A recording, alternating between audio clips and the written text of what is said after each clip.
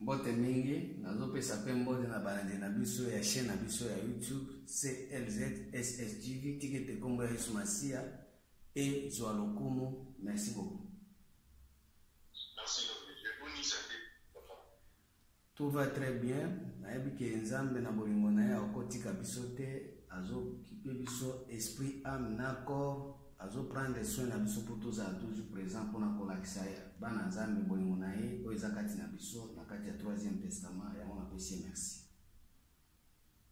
Merci beaucoup. Nous avons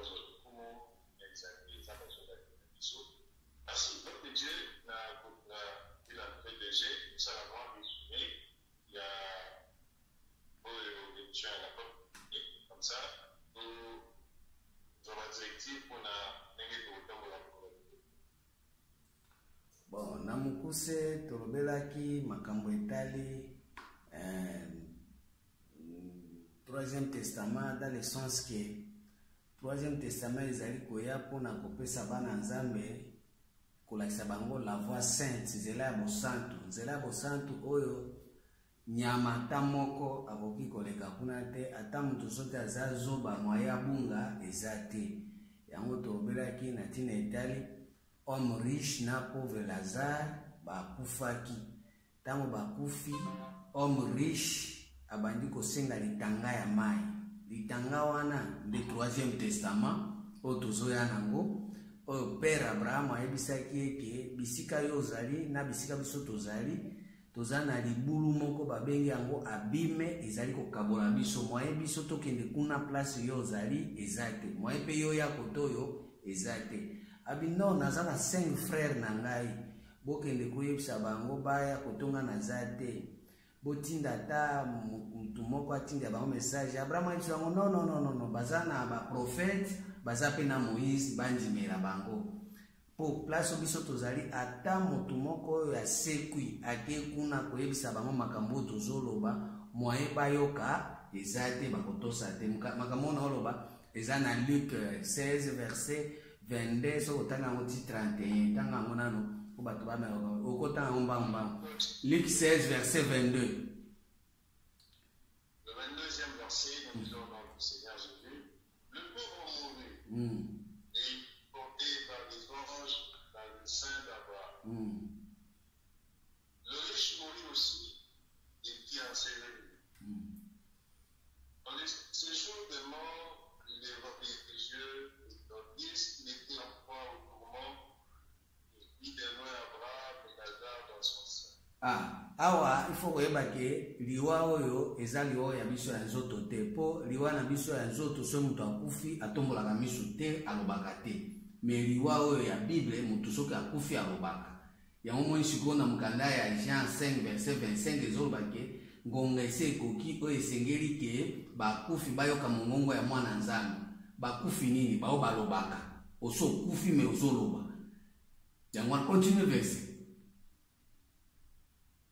Il s'écria, Père Abraham, aie pitié de moi, et envoie Lazare pour qu'il trempe le bout de son doigt dans l'eau et me rafraîchisse la langue. Car je souffre cruellement dans cette flamme. Omoni sikoyo riche wana akufi azoloba abi nazalia wa yebisa Lazare azo atali tanga moko ya mai ati delanga ya sopelanga ya wako nazonyoka mana moto. Oro liwa oyo eza bato oyo bazokufa bandimi liwa ya kukufa na première alliance, bandimi liwa ya kufa na deuxième alliance. Soki bakufi bako perdre ba bien na bango, ba bien bazalaki nango ya première alliance na deuxième alliance, deuxième testament na premier testament. So na moto wana litanga ezali, mais pozwa yango okozwa ngo ndengo wana te. Il faut ndima vraiment kokufa libela na libela, po bato ebele soki baza bakufi soko ningisi eboye azoningana, soko ningisi eboye azobouger, mais esengeli mutu akufa libela. Omoni siko homme riche akufi mais azoloba, il ne fallait pas loba, il fallait kaka ayoka kaka mongongo ya mwana ya mutu oyo ezoya na litanga. Mais siko bato ebele balingi kokufa te, nde tozoloba boye balingi kolongola na première alliance te balingi kolongola na deuxième alliance te mpo ete tokɔta na troisième alliance toyoka litanga wana mpo litanga wana ekoya eya te mpo ozonga na première alliance ozonga na deuxième alliance mpo eza litanga ezoya mpona bato baza ressuscité mpo bato nyonso bakozala ressuscité bakobala lisusu te kuna makambo ya kobala ezalaka te makambo mpe ya liwa ezalaka te puiske nzambe aza nzambe ya bakufi te me ntango yo ozali na kati ya première alliance oza mokufi mpo ozolanda moïse amemelaki bato ministère de la mort loi ntango ozolanda deuxième testament oza mokufi parce que jésus amemelaki bato grâce na vérité or grâce eza trompeuse yango monaki jésus babomaki na 33 aza parce que azalaki na 33 oyo ezopesa chiffre 6 eza chiffre ya bomoto ifaki akufa ase reposer apema lisusu te abouge te de façon ke azwa litanga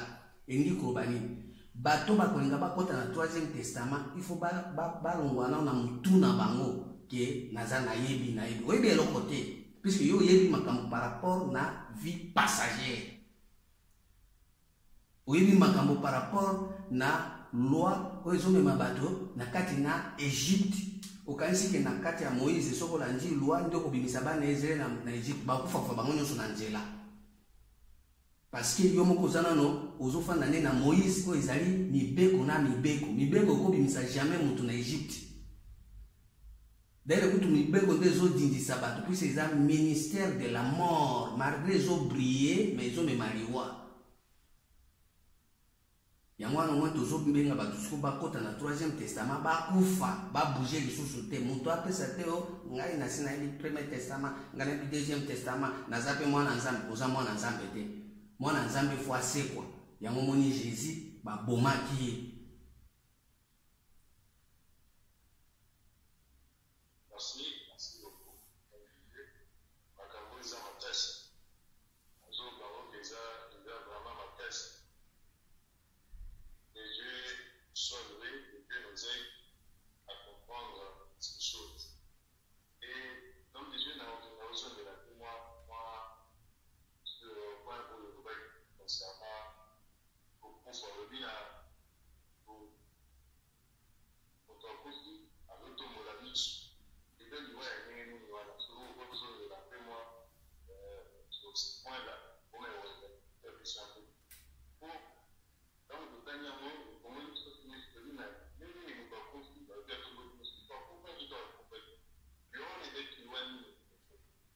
Timothée 5, verset 6. Bato ya liwa wana baza ebele.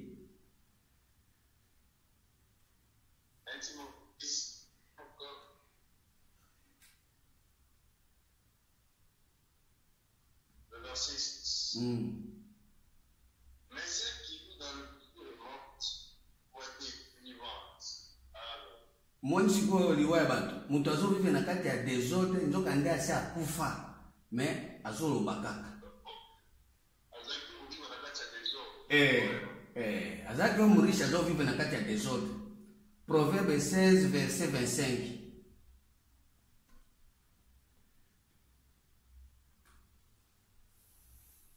Proverbe chapitre 16 verset 25. 25.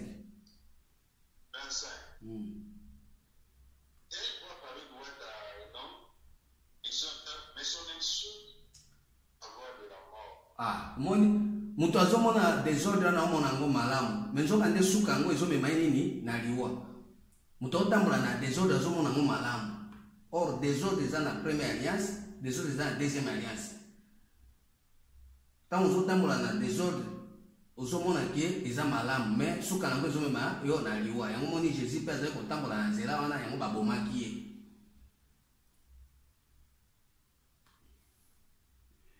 Proverbe 15 verset 24.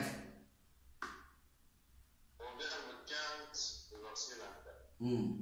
Pour les pages de santé de la vie même afin qu'il se détourne du séjour des morts et d'en bas. Ah, moi sikoyo Jésus azalaki toujours komema bato makambo eza na ciel alors ça va te lipa à ciel. Or lipa à ciel est un alicolo, des en assez. Véritable lipa il faut t'en aller très haut. Si vous Jésus a zoé ma batuka lipa à ciel. Il y a un moment où ciel il faut les cas. Terre il faut les cas. Mais Jésus a prévenu qu'on peut s'abattre pain du ciel. Dans Jean 6 verset 62. Verset même 53. Jean 6 Jean 6 32,53. Jean 6 32. En vérité, je vous dis. Moïse ne vous a pas donné le pain du ciel. Mon Père vous donne le pain, le vrai pain du ciel. Verset 53. J'ai perdu. En vérité, je vous dis. Si vous ne mangez pas la chair du l'homme, si vous buvez son corps, vous n'avez point la vie en vous-même. Au moins, azopesa bato lipa ya ciel, nzokande azopesa bato chair. Au lieu apesa bato corps, il azopesa chair. Or, la chair ne sert de rien.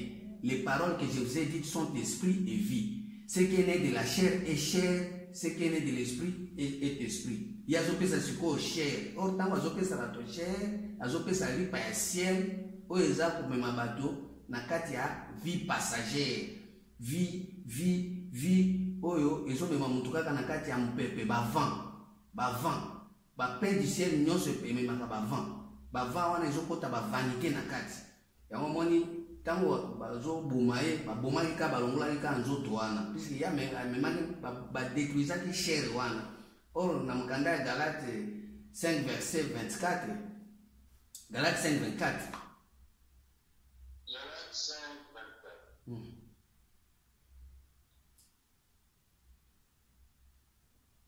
Ceux qui sont à Jésus-Christ ont lié la chair avec ses passions. Moi je dis, chair est en pension, mais ils ont un désir. Il y a un peu sa pain, pain où ils allaient chair, où ils ont un pension, n'a pas désir. Or, pain, il y a chair, où ils n'a pas désir. Ils ont même un bâton à 4 années. Il y a deuxième testament, deuxième alliance.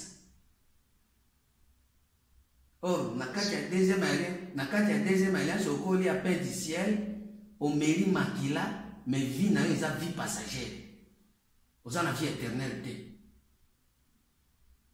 Jean 6, 80, verset 26. Jean 6, 26.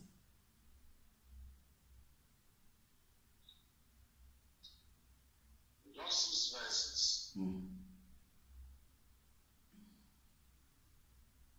Jésus a répondu, en vérité, je vous dis, vous me cherchez, non parce que vous avez vu de miracles, mais parce que vous avez mangé le pain que vous avez été rassasie. Continuez.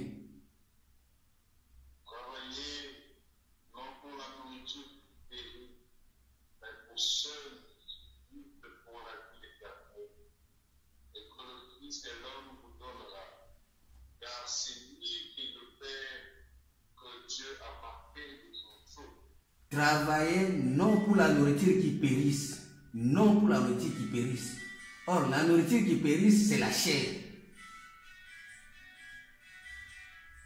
Travaillez non pour la nourriture qui périsse. Or, la nourriture qui périsse, c'est la chair. Or, ils ont travaillé pour la nourriture, ils ont péri par rapport à la chair. C'est pourquoi maintenant, il faut détruire la chair pour le Deuxième Testament, au côté de le Troisième Testament, au côté de la chair exacte, au côté de la corps.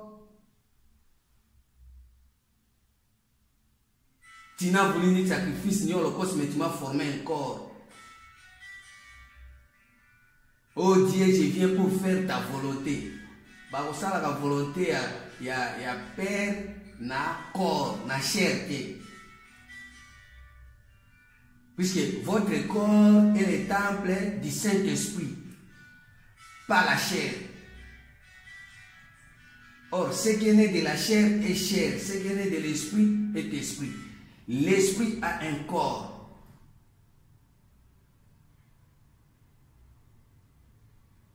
Mais l'esprit n'a pas de chair. L'esprit n'a pas de chair. Mais il a un corps. Il a un corps. Merveilleux la parole de Dieu. Merci beaucoup, l'homme de Dieu. Mais ça, j'aimerais, avant que vous chiquiez, vous expliquer l'histoire, parce que la fois passée, vous expliquez qui différence entre le Premier Testament, le Deuxième Testament, et le Troisième Testament dans la partage. Alors, j'aimerais cette fois-ci beaucoup expliquer par l'entendre mission de Moïse, mission de Jésus, selon l'explication qui est porteur, il y a Deuxième Testament. Même mission, il y a Christ, selon Oyo, Azagara, il y a Troisième Testament. Merci beaucoup. Tanga Jean 1, verset 17. Jean chapitre 1er, le verset 17e, nous disons au nom du Seigneur Jésus. Car la loi a été donnée par Moïse. La grâce et la vérité sont venues par Jésus-Christ. La loi a été donnée par Moïse. C'est-à-dire Moïse a eu un premier testament, première alliance, a eu une loi. Acte 15, verset 21. Mission à Moïse encore. 15, 21.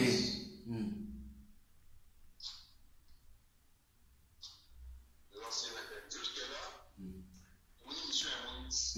La loi est venue par Moïse. Mon mission à Moïse. Alors, avec les apôtres, vous avez dit 15, verset 21.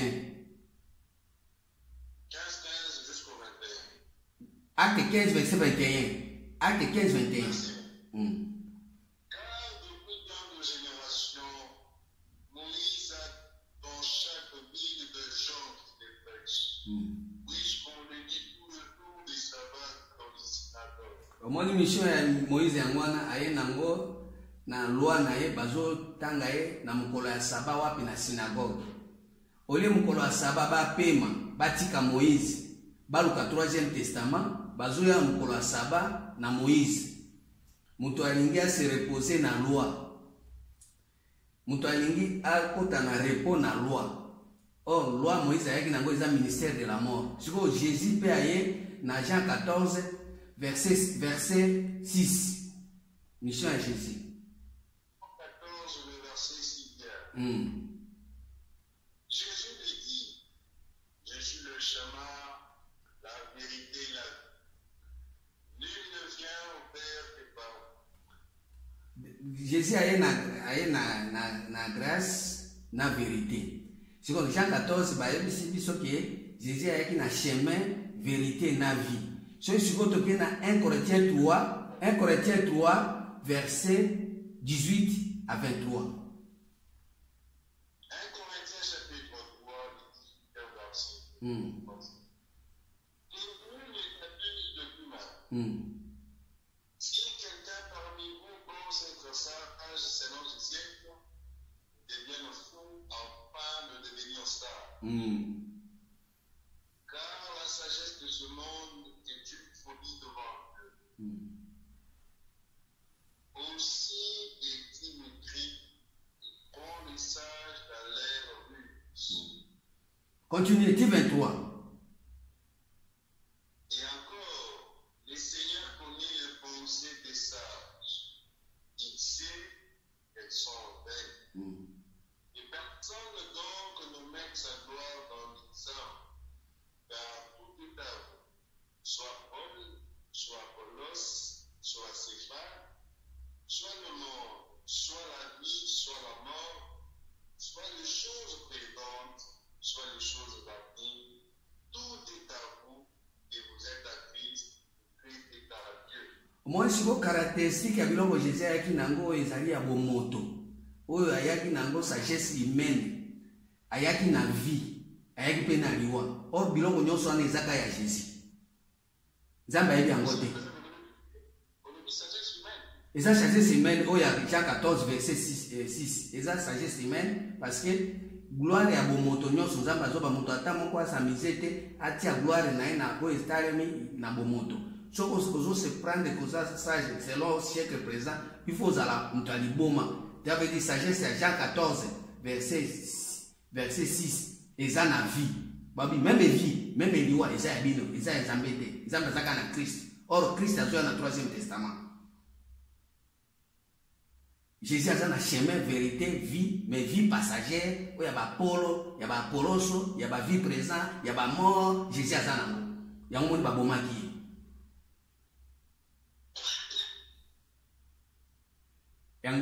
Yangwana nzambe sikoyo, abi biloko nyonso wana eza ya bino, abi biloko nyonso wana eza ya bino, eza la vie présente, eza vie à venir, eza ya bino, mais nzambe ayebi kaka Christ. Or, Christ a na kati ya chemin la vérité na vie te pour vivre les gens passagers. Mais Christ je crois na 3e testament. Or 3e testament tango ezoya siko na Christ o ezo présenter biso Hébreu 10 verset 5 à 6. Hébreu chapitre 10 verset 5 à 6.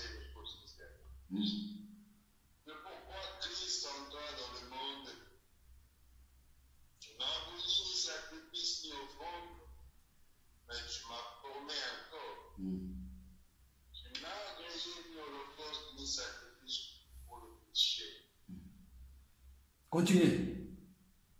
17.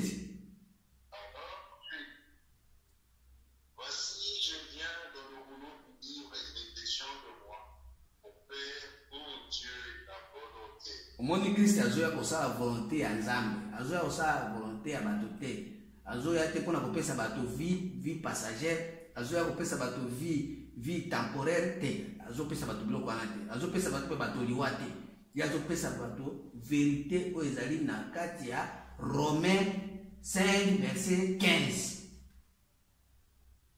Romains 5 15. Romains 5 15. Mais il n'en est pas du don gratuit comme de l'offense. Car et par l'offense d'un seul, il en est beaucoup qui sont morts, à plus forte raison la grâce de Dieu et le don de la grâce étant d'un seul homme, Jésus-Christ, ont été abondamment répandus sur beaucoup. Continue. Il n'en est pas du don comme de ce qui est arrivé par un seul qui a péché. Car c'est après une seule offense que le jugement est devenu condamnation. Tandis que le don gratuit devient justification après plusieurs offenses. Ah, moi je crois Jésus-Christ tozoloba oyo eza Jésus-Christ oyo aza chair te, oyo eza Jésus-Christ oyo aza ressuscité, puisque il faut Jésus aza ressuscité, il faut Christ pas aza ressuscité. Soki bato mibale wana baza ressuscité nde sikoyo don gratuit ezo se manifester mpona bato nyonso oyo bazalaki na temps ya péché ya Moïse na Jésus ya Jean 14 verset 6 bango sikoyo bakokota sikoyo na don gratuit. Or na don gratuit kuna péché eza te, kuna mpe liwa eza te, kuna liwa eza te. Siko mutu azoya na don gratuit ce n'est que Christ oyo azosekwisa nano Jésus ye moko mpe azosekwa epuis nde siko don gratuit ekiti. Yango moni Abraham ayebisi homme riche obi makambo oyo ya bato ya kosekwa mwaye tokende nango kuna place ya bato ya ba Moïse na ba prophète bazali eza te, puisque abime eza na katikati wana ezokabola biso. Mutu azosalela don na ye na mutu azosalela babilandalanda bavie passagère bavanité baza deux personnes différentes. Mutu ya don aleki mutu azosalela vie passagère. Par exemple omoni ka mutu aza ministre yo po lingo koma ministre mais na kati no ministre eza te. Omoni mutu akomi chauffeur yo po lingo koma chauffeur na kati no ki chauffeur eza te, yango bakisida kilikili. Omoni ka mutu aza docteur yo po lingo koma docteur na kati no ki docteur eza te, yango mona eza don na yo te. À ce moment obando boma bato Et au benga manero kwa. Mais si Christ tango azoya pona kufungula bato mutu nanu premièrement à se découvrir amieba. Tango akomiyeba nde sikoyo akosekwisa nano Jésus, asekwisi Jésus premièrement. Mutu akosekwa liboso eza mutu te. Première résurrection eza ya Jésus. C'est-à-dire quoi? C'est-à-dire parole baboma yango bamema yango na ndenge ya désordre. Kozwa yango nanu ko renouveler intelligence ya bato par rapport na connaissance. De Jésus à sécu. Pour Jésus, ce n'est que la parole. Il faut que vous renouvelez sur la connaissance et la parole dans le niveau du 3e Testament. Quand vous renouvelez la connaissance, à ce moment-là, parole, Jésus, à sécu, à comme une image et à sika, à comme une nouvelle créature, et puis il y a aussi sur Christ. Pour Christ, il a Jésus. Christ, il a Jésus, il a Jésus, ce n'est que la parole, mais Christ, il a Colossiens 2, verset 2 à 7.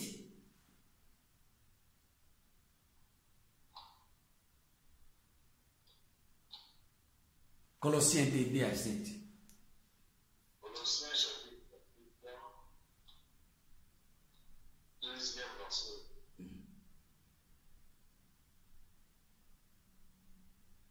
Afin qu'ils aient le cœur rempli de consolation, qu'ils soient unis dans la charité, enrichis d'une pleine intelligence pour connaître le mystère de Dieu, savoir Christ. Ah, moi, Christ est un mystère. Christ est un mystère de Dieu. Christ est un mystère de Dieu. Ils ont comme nabi sauté. Ils ont comme Jean 14 était à vie. Oh, kokele poto, kobala, kobota, kozwamusala, mbongo na yo, nzamba sali. Non, non, non. Christ est un mystère yanzan. Ils ont mystique, makamba mystique yanzan. Et si quand on a bombé ça, biloko na ye, ils ont katia Christ. Donc, Mystère dans lequel sont cachés tous les trésors de la sagesse et de la science. Je dis cela afin que personne ne vous trompe par des discours séduisants. Il y a Jésus, il y a Jean 14, verset 6. Car si je suis absent de corps, je suis avec toi. Voyant avec joie le bon ordre qui règne par vous, et la fermeté de votre foi en Christ. Ainsi donc, comme vous avez reçu le Seigneur Jésus-Christ, marchez dans le. Ah, moi je crois c'est que bato sikoyo batika nzela ya Jean 14 verset 6. Baba na sikoyo kotambola par rapport na ndenge bayebi Jésus-Christ. Marcher selon Jésus-Christ oyo basi basekwisa. Puisqu'il y a une connaissance, il y a science et ensemble. Baba na sikoyo ko marcher na ndenge wana, ils sikoyo ko marcher na ndenge ya chemin, vérité, vie passagère. Nzamba salenga boye, ba vie ya miracle. Na kati na connaissance ya Christ, siko baba na siko tambola na ndela ya Christ wana. Siko nzela ya Christ ezaka libanda mutu te. Nzela ya Christ verset ya suko tangi wana, nzela wana ezaka libanda mutu te. Eza na Psaume 84 verset 5. Comme marcher selon Christ. Psaume 84, verset 5. Psaume 84, le 5e verset. Heureux ceux qui habitent avec temps, peuvent y célébrer encore. Continue. Heureux ceux qui placent en toi leur appui, et courent dans leur cœur le chemin passé. Ils trouvent dans leur cœur les chemins tout tracés. Et c'est sur le chemin à Jean 14 wanate. Et comme ils trouvent dans leur cœur les chemins tout tracés. Ça veut dire nakati ya motema nzela pe ezalaka. Oh nzela ya motema il faut okutana na don gratuit.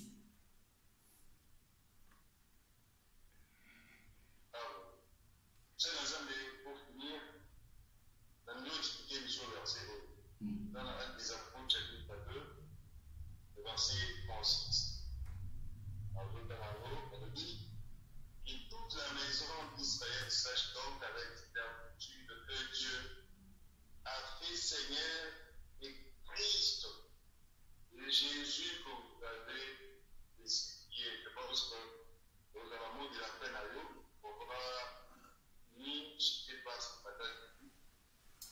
Bon, verset wana eza verset clé oyo ezopesa importance na troisième testament.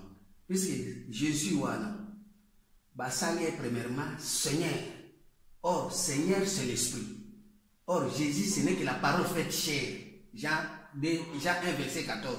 Mais si on base dans Jésus wana ba commissi esprit. Or, tant ba commissi esprit, de ba commissi sur Christ. Tant ba commissi Christ, wana sikoyo akozesu mwana mutu te. Akomi fils unique ya le Dieu très haut. Dans Luc 2 verset 12. Luc 2 12. Luc chapitre 2, le 12e verset. Bandata na 11. 11e. C'est qu'aujourd'hui, dans la vie de David, vous est né un sauveur, qui est le Christ, le Seigneur. Ah, moi, il vous est né un sauveur, qui est le Christ, pas Jésus. Basali Jésus en a commis Seigneur et puis a commis Christ. Il vous est né un sauveur, qui est le Christ. Continuez. Et voici à quel signe vous le reconnaîtrez. Vous trouverez un enfant malheureux et couché dans une pêche.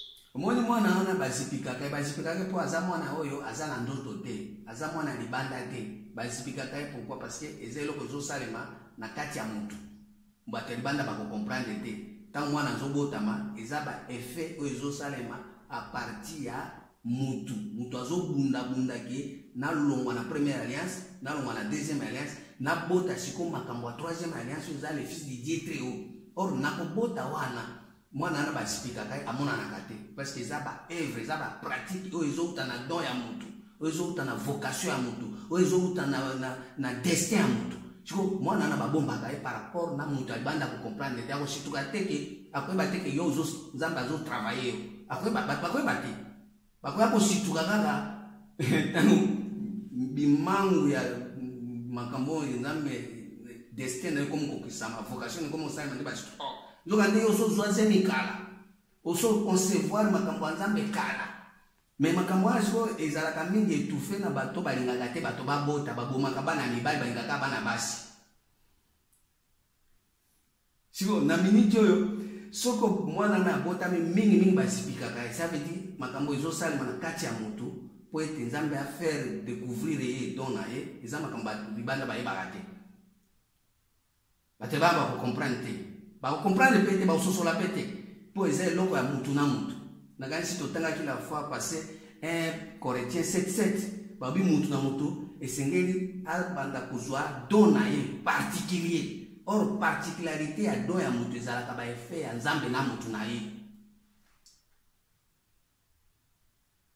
Eza makambo ya batu te, eza makambo ya ba prophète te, ba pasteur te, ya ba nini, eza libanga uti na likolo na apu ya mutu te.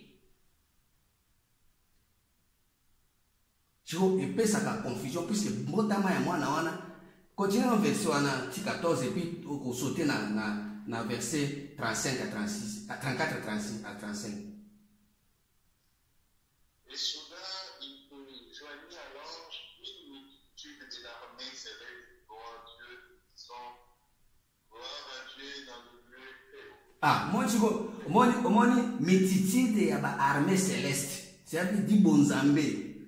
Ba ange ba ye bele pona kopesa mwana wana kopesa ba pratique wana gloire ko ba onde bonzambe ya solo onde sengeli muto asosola onde sengeli muto afandisa na bomo inaye ba ange wana bakoya ba armée céleste bakoya na kati ya muto oyo nzambe azo travailler po mwana ana za le fils Didier très haut aza mwana marite Christ aza mwana marite Jésus nde aza mwana marite Christ aza mwana marite Christ est en train dans le monde et dit, tu n'as voulu ni sacrifice, ni holocauste, mais tu m'as formé encore. Oh Dieu, je viens pour faire ta volonté, pas la volonté de Marie, pas la volonté des prophètes, pas la volonté de Sang Mokonzi, pas la volonté des diables, pas la volonté des serpents.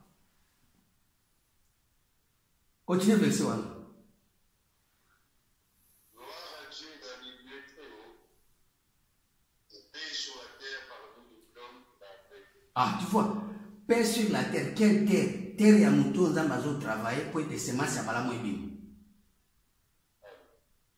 Dans verset 34, je crois. Verset 34. Siméon le bénit et dit à Marie, sa mère, voici cet enfant est destiné à amener la chute et le relèvement de plusieurs Israël et à devenir un type qui provoquera contradiction. Ah, tu vois, naissance, c'est à moi, non, déjà, naissance, il y a Moutou. Tango, Aza pour se découvrir, Tango, Aza pour se transformer, pour découvrir Donaye. Tango, moi, on a un botama. Tango, do et botama. Biloko nyoso ya liboso, il faut chiter dans le monde. Biloko nyoso, la conception nyoso ya kalawana. Ozo confusion. Ah, na kanisa kina zana première alliance, na zana nzambe. Na kanisa kina zana deuxième alliance, na nzambe. Et puis, so confusion. Et puis, Babylon, nous sommes en chite, et tout et au monde yango pamba.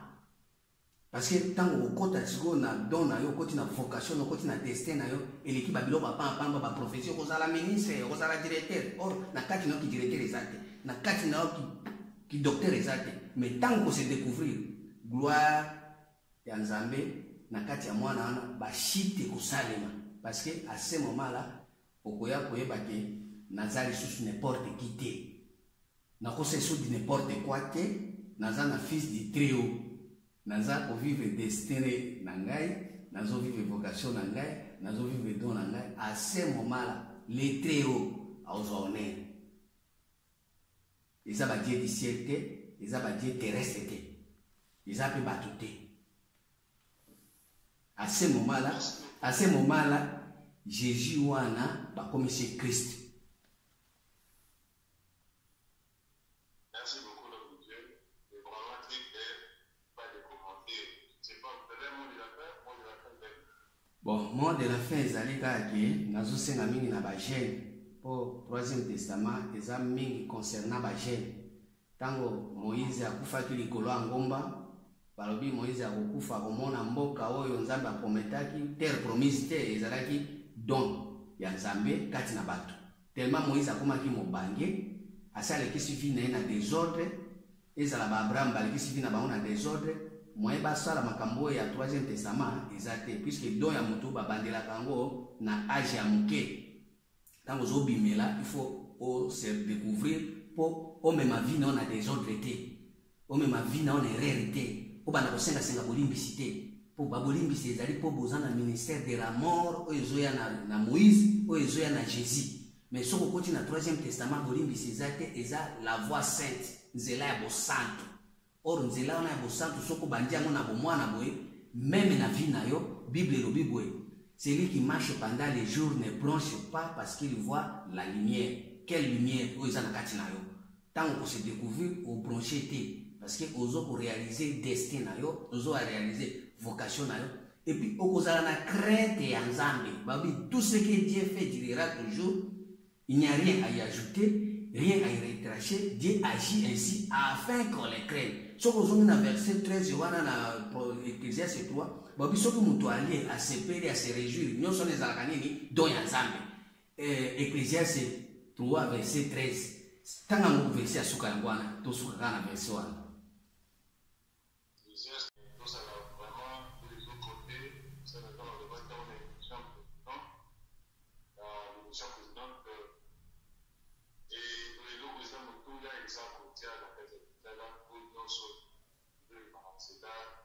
Il y a des missions, au niveau soutenir des missions, je vais demander à l'homme de Dieu de passer son numéro.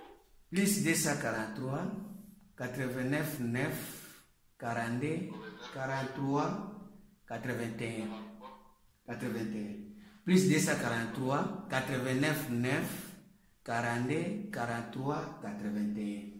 Ou bien 089, ou bien 089, 9, 42, 43, 81.